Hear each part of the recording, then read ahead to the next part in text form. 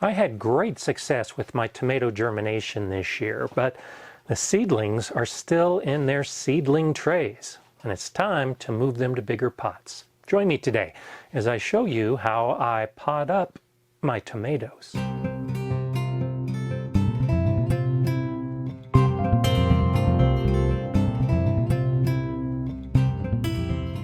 Hi, I'm Gardener Scott, and this is one of my favorite times of the gardening year.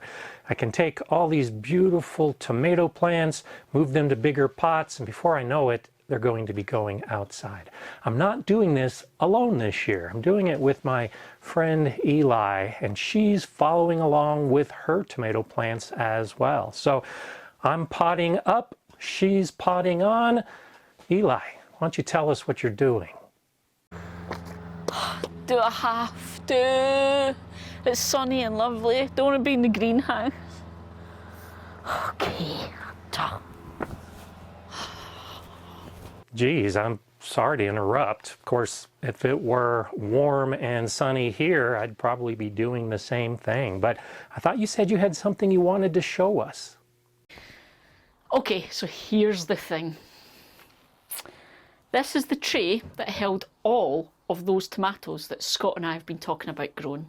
So you heard me talking about all the different varieties in the last video, and I don't know if you can see just how empty this tray is. It wasn't, that's the thing. It was absolutely full. I had stunning germination. I was so pleased. But unfortunately, things happen to all of us. All gardeners sometimes have fails, and this year I had a real problem with damping off, and I've lost just about that entire tray. Oh, I'm so sorry to hear that. Damping off is a pretty common problem that many gardeners encounter. If you don't know what damping off is, it's a fungal disease. When the surface of your growing medium gets too wet and stays wet and then gets contaminated by those fungal spores, damping off will cause the little stems of those seedlings to just fall over and the plant dies. And it can devastate an entire flat if it's been infected with that disease. I'm sorry to hear that, but do you have some plants that you are able to pot on today? So yeah, so at the very least, this little guy, the little creme at the front, yeah, I'll probably pot him on today. The others are maybe a bit small, so 3 weeks is usually when I'd be potting them on. But I don't stick to that as an absolute must be done then. Gardening is a bit more art than science sometimes, and you kind of need to have a think and go with the flow sometimes. I agree with Eli that there's an art to gardening. As I look at these tomato plants, I don't have to transplant them. Maybe I can transplant some of them. Maybe I'll transplant all of them. That's where the art comes in. I have started these seedlings 2 different ways. In this tray, I filled the tray mostly with potting soil. Now, potting soil has nutrients in it. And then at the top, I put a layer of seed starter mix. Seed starter mix has no nutrients. The seeds will grow in that light seed starter mix, and then the roots grow down into the nutrient-rich potting soil. That's why these plants are looking so good at just about the 3-week point. Whereas these plants are growing in a tray of just the seed starter mix. There's no nutrients. I need to be potting these up as soon as I can and put them into pots with that nutrient-rich potting soil. That's the key difference between these. The art is figuring out which ones to do and when to do them, but there is some science involved. If I don't do these soon, they're not going to do very well at all. There's another method I've been using this year, and that's to start the seeds in a bigger container, in this case the solo cups, and I won't have to pot these up at all. So these are ready to transplant. They need a bigger spot.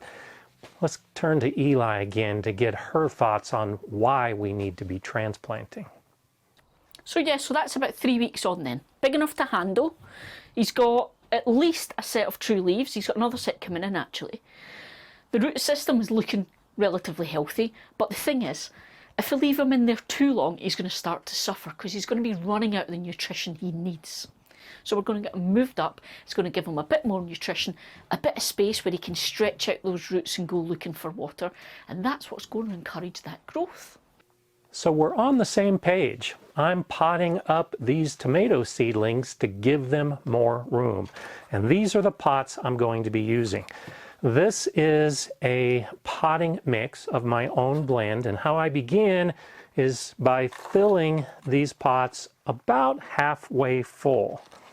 And then I take my favorite tool when it comes to potting up. This is just a tongue depressor, and I'm looking for the tomato plant that I want to start with first. I'm looking for plants that have at least one set of true leaves that are growing. And so looking at this one, you see the first leaves are the cotyledon leaves, and these come from the seed. Once the seedling's growing, the true leaves begin to emerge from there. So this is a nice healthy plant. These are the true leaves. This one has true leaves growing there. This one actually is already beginning to grow a second set of true leaves. There are smaller true leaves here. These are all the ones I'm looking for. They're ready to grow and ready to transplant. So I'll take my tool and I'll just pry up these plants, trying to get as much soil as possible. And you can see the smaller ones already have some good root development. And this is what I'm going to place into my container. One of the reasons I like using a tongue depressor is because this can help support the plant. I don't want to be holding or squeezing the stem at all. I can hold the top leaves, or I can hold the root section, but I don't want to hold anything in between. So the tongue depressor is supporting the plant as I begin adding some of my potting soil blend. And as I add this, I just lightly firm it down around the edges. And I haven't touched the plant since I put it in. With soil in place, I can remove the tongue depressor, and I'm adding soil right up to these leaves. The stem is going to be buried. And this plant has been potted up. And so I'll take this and put it into my tray, get another pot, fill it about halfway up. Now for these plants, the process is basically the same. I'm looking for a plant that has the true leaves established. Take my tongue depressor. This time I'll stick it in and I'll pull out the entire plug that has the plant growing in it. I'll place this plug into the pot. Again, it's being supported by the tongue depressor. And now I fill around the plant with that soil, firming it down lightly around the edges. Once there's enough soil to hold the plant in place, I remove the tongue depressor, add a little bit more. And in this pot, there's actually 2 tomato plants growing. I'm going to leave both plants at this time, and I'll come back later and remove the weakest one to allow the strongest to continue. And now I'm ready to just continue with the rest of this batch. And there's a lot of seedlings here that need to be transplanted, so it's going to be keeping me busy for a little bit. Let's take a look in on Eli and see if she's doing this any differently. So I've got these module trays, and this is how I start my seeds. And then I can pop this little guy out and pot his entire little plug on there. He's just a gorgeous little plug. What I'm looking for though is, what are his roots like? I want to see roots coming out the bottom, see that he's quite strong before I pot him on, because it's going to give him that little bit of stress, and I don't want to stress him out if I don't think he's going to handle it. Especially given he is my one little crim. I need to look after this guy. Now I will today because he's looking quite good, but just some things to think about. So now we can move him up to either another tray like this or some little pots. I'm going to use little pots today. But as you can see, it's not It's not heaps bigger than what we've got, but it is going to give them a good bit of space all around the outside and a little bit in the bottom. I don't want to go up too much too soon because I don't want him sitting in lots of wet compost when he just doesn't have the root structure to cope with it yet. So it's just some potting mix in there, ready for this little guy.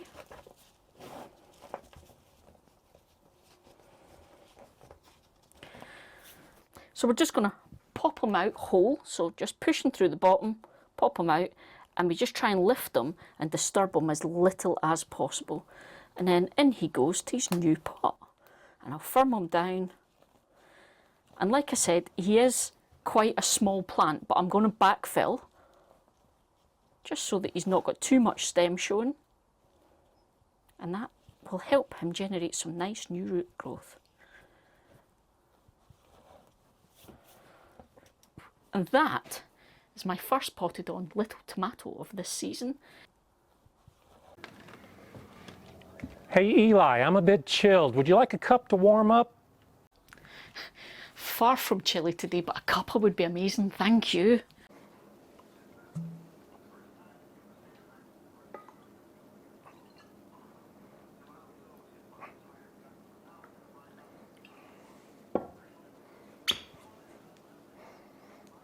I added something a little special. Perfect, thank you. I don't get compost in this, Eli. Oh, that's a good one. So what comes next for this little guy then? Well, he's going to live in the greenhouse for the rest of the season. And my hope is that I'll be able to catch up on things and get him some little friends to join him as well. I'll probably put him on once more into another pot before he goes into his final home. And for me in my greenhouse, that's going to involve him going into some bigger pots that are part of some of the growing systems I use. Now I've got two of those systems in here. One is called a quad grow, and it's basically a set of pots that live on top of a water reservoir, and the plants get watered and fed using capillary matting. The other one is new, and Scott and I are both brand new to this and testing it out this year. It's called Oasis boxes. Same idea, but I thought it could be an interesting way for Scott to try and grow like me and beat some of the problems in his greenhouse. I'll let him tell you more about them. But yeah, so far I've got this one little guy. Hopefully though, I'll have more like him soon. Well, I hope that you have many more soon as well. This time of year for me, I'm beginning to think that I actually have too many. When I fill a tray, in this case, there's 18 of these plants, I want the soil to settle in around the roots. So I'll do a quick watering of these plants. And this will probably be the last time I water from the top. From here on out, I'll be doing bottom watering. I'll just be adding water to the tray and let the roots go down to that water. It tends to make for a better root system. But for now, I want this soil that began as a moist potting mix to just settle into these pots. And so this is all ready to go under lights. So I'll set it up, turn the lights on, and now we'll let these grow a little bit more. Now, this is not the final transplanting of those. I will put them into a bigger pot one more time. And one of those pots I'll be putting them into is the Oasis pot that both Eli and I will be using. The Oasis pot is a self-watering container. Uses a wicking action. We'll put water with nutrients in the base. And then in this insert is where we'll put the tomato plants in a soilless medium. And both Eli and I will be growing in some of these in each of our respective greenhouses. I've never grown in a container like this in my greenhouse, so this is all new. And of course, We'll report to you exactly how it works out in the videos that we're planning for the future with Eli and me and our tomato journey. So be sure and join us and look for those videos. I'm Gardener Scott. No, you can't end yet. You said I could do the end of the video. Okay, you ready? So if that was useful then, guys, you might want to watch one of these videos next for lots more awesome info on growing tomatoes. And remember, folks, enjoy gardening. See you, folks. Yes, always wanted to do that.